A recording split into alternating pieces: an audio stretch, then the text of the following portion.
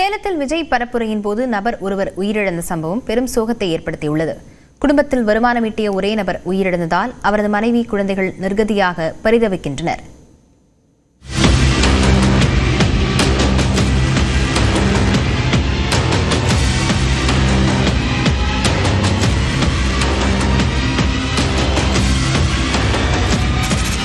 கரூர் துயரம் ஏற்படுத்திய வடு ஆறுவதற்குள் சேலத்தில் விஜய் பரப்புரையில் மற்றொரு துயர சம்பவம் நிகழ்ந்திருக்கிறது.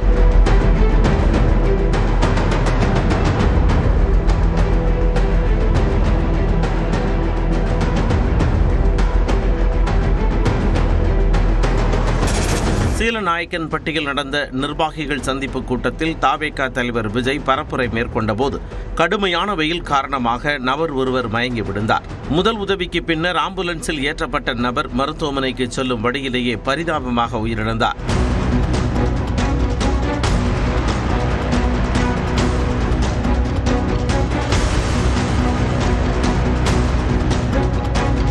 உயிரிழந்தவர் மகாராஷ்டிராவைச் சேர்ந்த 37 வயதான சுராஜி என்பதும் 25 ஆண்டுகளாக சேலத்தில் தங்கி வெள்ளி வேலையில் ஈடுபட்டதும் தெரியவந்தது.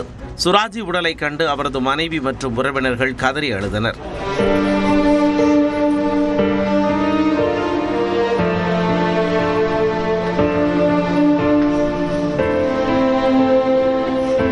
நண்பரிடம் பாஸ் பெற்று கூட்டத்திற்கு சென்ற சுராஜ் கடும் வெயிலில் சுருண்டு உயிரிழந்துள்ளார். அவருக்கு ஏற்கனவே இதய பிரச்சனை இருந்ததாக கூறப்படும் நிலையில் அதை உறவினர்கள் மறுத்தனர். உடம்பு அவருக்கு எந்த ஒரு குறைபாடும் கிடையாது. நல்ல ஒரு ஆரோக்கியமான மனுஷன் தான் அவரு. நல்லா காலையில பேசிக்கொண்டு போறவர் தான் அவரு. சார், இதுக்கு முன்னே இதய ஆபரேஷன் பண்ணியிருக்காரு அப்படின்றாங்க. இதுக்கு முன்னாடி ஒரு நாள் பண்ணாங்க, ஆப்ஷன் பண்ண கிடையாது, செக் பண்ணி பார்த்தாரு ஒரு தடவை. அது மட்டும் தான் நமக்கு தெரியும்.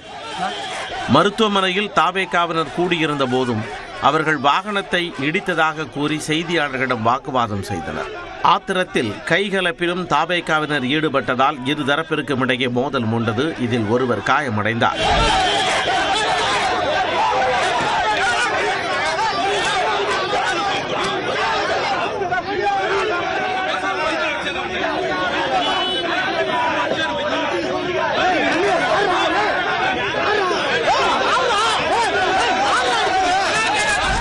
செய்தியாளர்களின் வாகனத்தில் ஏறியும் தவேக ஆதரவாளர்கள் அடாவடியில் ஈடுபட்டனர்.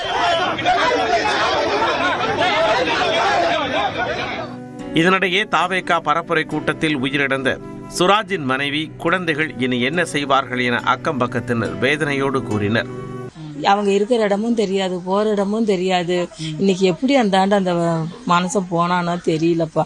அந்த காலையில தான் இந்த பொண்ணுகிட்ட சொன்னான், அந்த பூவை ஏங்க பிக்கிறீங்க, அழகா இருக்குது, அது அந்த உயிரோட இருக்கட்டும்னு சொன்னானா. அவன் உயிர் போயிருச்சு அப்பா. இன்னைக்கு அனாமத்தா போயிருச்சு. அந்த பிள்ளை எப்படி பொழைக்கும்?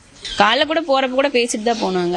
இந்த அக்கா கூட உங்களுக்கு எப்படி நான் கிடைச்சிச்சு டோக்கன், இவ்வளவு பேருக்கு தான் அலோடுன்னு சொன்னாங்க, எப்படி உங்களுக்கு கிடைச்சுன்னு சொன்னப்போ, இல்ல யாரோ ஃப்ரெண்டு வாங்கி கொடுத்தாங்க, நான் போய் பார்த்துட்டு வரேன். நானும் வரட்டுமா, நான் எனக்கே ஓசுல போறேன், நீ எதுக்கு போறேன்னு சிரிச்சுட்டு பேசினார்.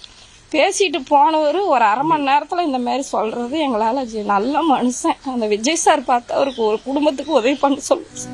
சேலம் கூட்டத்தில் ஒருவர் உயிரிழந்தது வருத்தம் அளிப்பதாக தவேக இணை பொதுச் செயலாளர் நிர்மல்குமார் தெரிவித்தார். சுராஜுக்கு ஏற்கனவே உடல்நலம் சரியில்லாமல் இருந்தார் என்று அவருடைய உறவினர் மூலமாக எங்களுடைய மாவட்ட நிர்வாகிகள் சொன்னார்கள். இல்ல, நாங்கள் அவருடைய மாவட்ட அந்த நிர்வாகிகள் அவங்க வீட்டில் ஃபேமிலியில் கேட்டுட்டு தான் சொல்றோம். அதையெல்லாம் கேட்ட பிறகுதான் கண்டிப்பாக என்ன இருந்தாலும் எங்களுடைய கூட்டத்திற்கு வந்தவர் அவருக்காக நாங்கள் வருத்தத்தை தெரிவிக்கிறோம்.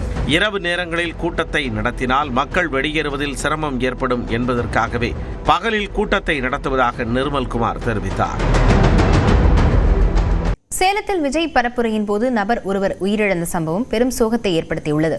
குடும்பத்தில் வருமானம் ஈட்டிய ஒரே நபர் உயிரிழந்ததால் அவரது மனைவி, குழந்தைகள் நிர்கதியாக பரிதவிக்கின்றனர்.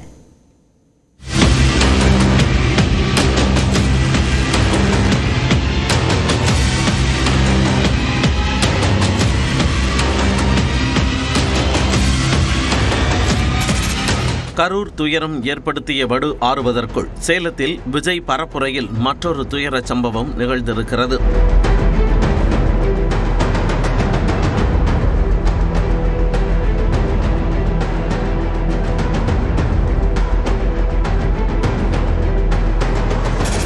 சீலநாயக்கன்பட்டியில் நடந்த நிர்வாகிகள் சந்திப்பு கூட்டத்தில் தாவேகா தலைவர் விஜய் பரப்புரை மேற்கொண்ட போது கடுமையான வெயில் காரணமாக நபர் ஒருவர் மயங்கி விழுந்தார்.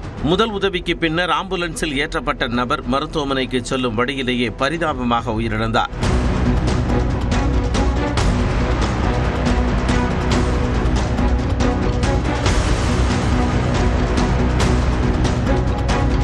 உயிரிழந்தவர் மகாராஷ்டிராவைச் சேர்ந்த 37 வயதான சுராஜி என்பதும் 25 ஆண்டுகளாக சேலத்தில் தங்கி வெள்ளி வேலையில் ஈடுபட்டதும் தெரியவந்தது. சுராஜி உடலை கண்டு அவரது மனைவி மற்றும் உறவினர்கள் கதறி அழுதனர்.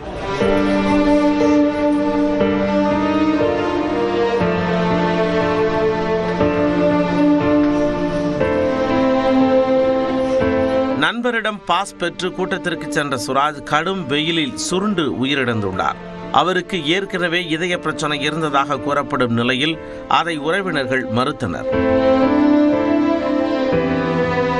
உடம்பு அவருக்கு எந்த ஒரு குறைபாடும் கிடையாது. நல்ல ஒரு ஆரோக்கியமான மனுஷன் தான் அவரு. நல்லா காலையில பேசிக்கொண்டு போறவர் தான் அவரு. சார், இதுக்கு முன்னே இதய ஆபரேஷன் பண்ணியிருக்காரு அப்படின்றாங்க. இதுக்கு முன்னாடி ஒரு நாள் பண்ணாங்க, ஆப்ஷன் பண்ண கிடையாது, செக் பண்ணி பார்த்தாரு ஒரு தடவை. அது மட்டும் தான் நமக்கு தெரியும். மருத்துவமனையில் தாவேகாவினர் கூடியிருந்த போதும் அவர்கள் வாகனத்தை இடித்ததாக கூறி செய்தியாளர்களிடம் வாக்குவாதம் செய்தனர். ஆத்திரத்தில் கைகலப்பிலும் தாவேகாவினர் ஈடுபட்டதால் இரு தரப்பிற்கும் இடையே மோதல் மூண்டது. இதில் ஒருவர் காயமடைந்தார்.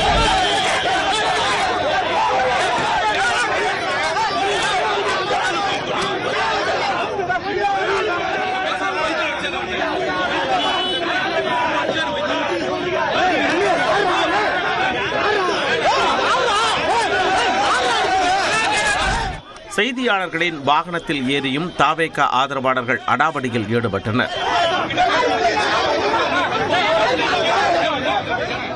இதனிடையே தாவேகா பரப்புரை கூட்டத்தில் உயிரிழந்த சுராஜின் மனைவி, குழந்தைகள் இனி என்ன செய்வார்கள் என அக்கம் பக்கத்தினர் வேதனையோடு கூறினர். அவங்க இருக்கிற இடமும் தெரியாது, போகிற இடமும் தெரியாது. இன்னைக்கு எப்படி அந்த மனசை போனானோ தெரியலப்பா. அந்த காலையில தான் இந்த பொண்ணுகிட்ட சொன்னான், அந்த பூ ஏங்க பிக்கிறீங்க, அழகா இருக்குது, அது அந்த உயிரோட இருக்கட்டும்னு சொன்னானா. அவன் உயிர் போயிருச்சு அப்பா. இன்னைக்கு அனாமத்தா போயிருச்சு. அந்த பிள்ளை எப்படி பொழைக்கும்? காலைல கூட போறப்ப கூட பேசிட்டு தான் போனாங்க.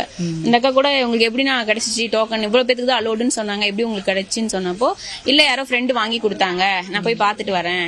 நானும் வரட்டுமா, நான் எனக்கே ஓசில் போறேன், நீ எதுக்கு போறேன்னு சிரிச்சுட்டு பேசினார். பேசிட்டு போனவர் ஒரு அரை மணி நேரத்துல இந்த மாதிரி சொல்றது எங்களால நல்ல மனுஷன். அந்த விஜய் சார் பார்த்து அவருக்கு ஒரு குடும்பத்துக்கு உதவி பண்ண சொல்லுச்சு. சேலம் கூட்டத்தில் ஒருவர் உயிரிழந்தது வருத்தம் அளிப்பதாக தாவேகா இணை பொதுச் செயலாளர் நிர்மல்குமார் தெரிவித்தார். சுராஜுக்கு ஏற்கனவே உடல்நலம் சரியில்லாமல் இருந்தார் என்று அவருடைய உறவினர் மூலமாக எங்களுடைய மாவட்ட நிர்வாகிகள் சொன்னார்கள். இல்லை, நாங்கள் அவருடைய மாவட்ட அந்த நிர்வாகிகள் அவங்க வீட்டில் ஃபேமிலியில் கேட்டுட்டு தான் சொல்கிறோம். அதையெல்லாம் கேட்ட பிறகுதான் கண்டிப்பாக என்ன இருந்தாலும் எங்களுடைய கூட்டத்திற்கு வந்தவர், அவருக்காக நாங்கள் வருத்தத்தை தெரிவிக்கிறோம். இரவு நேரங்களில் கூட்டத்தை நடத்தினால் மக்கள் வெளியேறுவதில் சிரமம் ஏற்படும் என்பதற்காகவே பகலில் கூட்டத்தை நடத்துவதாக நிர்மல்குமார் தெரிவித்தார்.